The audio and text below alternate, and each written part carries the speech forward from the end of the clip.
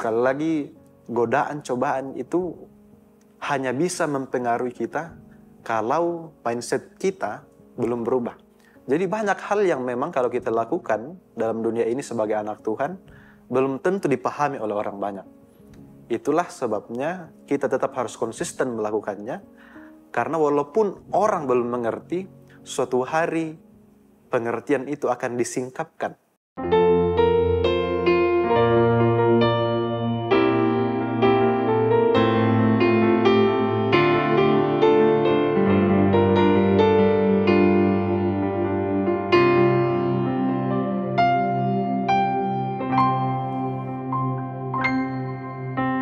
Kasih yang terindah, hati yang mulia, hanya ku temukan di dalam-Mu,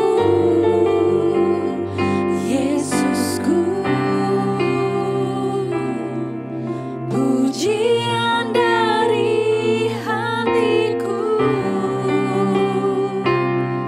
selalu di setiap waktuku, tiada pernah berubah kasih-Ku. Karya terbesar dalam hidupku, pengorbanan-Mu yang selamatkanku. Engkaulah harta yang tak ternilai, yang ku miliki dan ku hargai. Yesus, Engkau ku kagumi.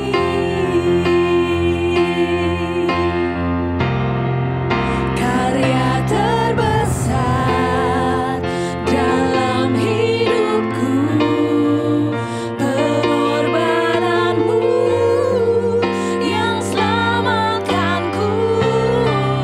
Engkaulah harta yang tak ternilai, yang ku miliki dan ku hargai. Yesus, Engkau ku kagumi. Yesus, Engkau ku kagumi.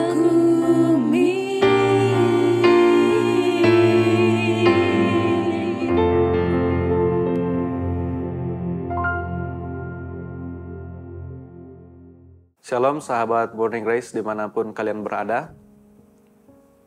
Kita bersyukur boleh berjumpa kembali, dan mari kita kembali menyiapkan hidup kita untuk dibekali dengan firman Tuhan. Dalam suasana Paskah ini mari kita menikmati sukacita dan semakin dekat dengan Tuhan. Mari kita mohon kuasa Roh Kudus, kita berdoa. Bapa di sorga, kami boleh berjumpa lagi dalam program Morning Grace ini.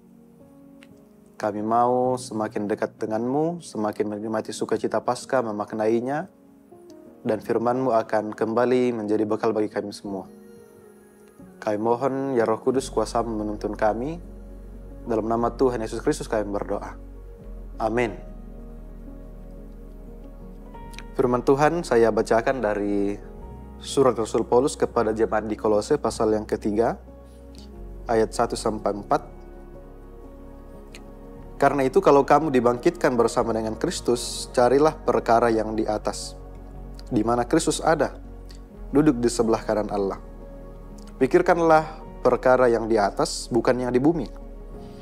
Sebab kamu telah mati dan hidupmu tersembunyi bersama Kristus di dalam Allah. Apabila Kristus yang adalah hidup kita menyatakan diri kelak, kamu pun akan menyatakan diri bersama dengan Dia dalam kemuliaan. Demikian bagian firman Tuhan, dan saya mengajak kita merenungkan satu tema, mindset murid Kristus. Dalam bacaan kita ini, Paulus mengingatkan kita bahwa sebagai murid Kristus, kita harus memusatkan pikiran kita kepada Kristus dan memfokuskan hati kita kepada Kristus. Ada satu istilah yang sangat menarik di sini. Paulus mengatakan, pikirkanlah perkara yang di atas, bukan yang di bumi. Pikirkanlah perkara yang di atas. Ini tidak berarti bahwa kita mau diajak untuk lupa daratan. Memikirkan yang di sorga terus, lalu tidak menghadapi realita dalam dunia ini. Memikirkan hal yang di atas ini lebih mengarah pada memfokuskan pikiran hati kita pada kehendak Kristus, pada janji Kristus, pada pengharapan dalam Kristus. Terlebih dalam suasana pasca kebangkitan Kristus. Sebagai anak-anak Tuhan, kita semua masih hidup di dalam dunia dengan berbagai pergumulan. Dan ketika kita menghadapi berbagai pergumulan, menjalani berbagai rutinitas, menjalani dan mengusahakan memperjuangkan berbagai macam rencana kita, begitu banyak hal-hal yang bisa membuat kita lupa bahwa kita sedang menghidupi semangat kebangkitan Kristus. Oleh karena itu, Rasul Paulus mengingatkan jemaat di Kolose dan kita semua hari ini bahwa apapun yang kita sedang alami, tetaplah memikirkan hal-hal yang di atas, bukan yang di bumi. Artinya, apapun pergumulan kita di dunia ini, di bumi ini, jangan sampai pikiran kita ditawan oleh perkara dalam dunia ini. Tuhan mau pikiran kita fokus kepada Dia, dan ketika pikiran kita fokus kepadanya, kita akan tahu apa yang harus kita lakukan dalam hidup ini. Nah, itulah yang disebut mindset murid Kristus. Mindset artinya pola pikir, cara pandang. Jadi kalau kita sudah dikuasai oleh semangat kebangkitan Kristus, maka hati kita tentu akan tersentuh, dan dari hati yang disentuh Kristus ini akan mengarah pada pola pikir yang dikehendaki oleh Kristus. Kalau kita lihat ketika Yesus Kristus dalam karya penyelamatannya hidup bersama murid-murid, begitu banyak cara pikir Kristus yang tidak dipahami oleh murid-murid dan terlebih orang-orang banyak. Dan kita tidak mau berada pada situasi itu lagi.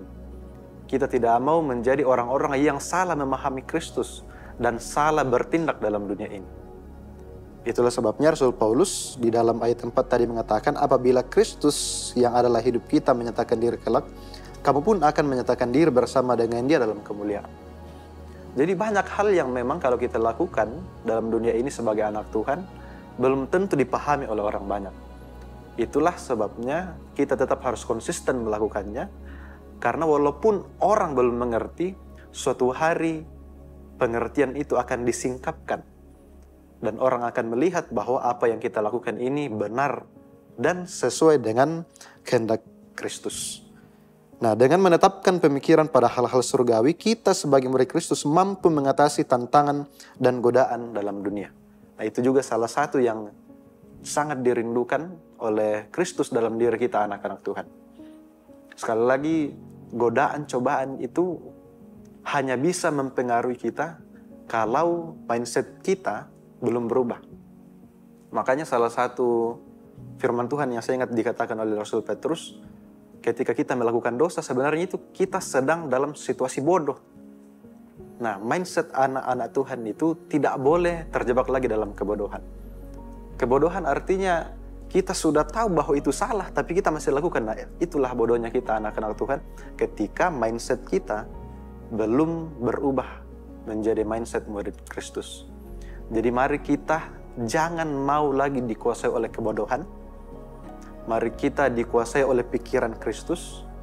Mari kita memikirkan hal-hal yang di atas, sehingga walaupun kita masih hidup di dunia ini, tapi kita punya pengharapan yang kekal, pengharapan yang benar, pengharapan yang kokoh, yang nanti akan terwujud di dalam kebangkitan Kristus, di dalam kedatangan Kristus bersama-sama dengan kita, dan daripadanya kita akan bersama-sama semakin berdampak di dalam kehidupan ini, terlebih dimulai dengan cara berpikir kita, cara bertindak kita, dan cara kita merespon berbagai hal di dalam dunia ini.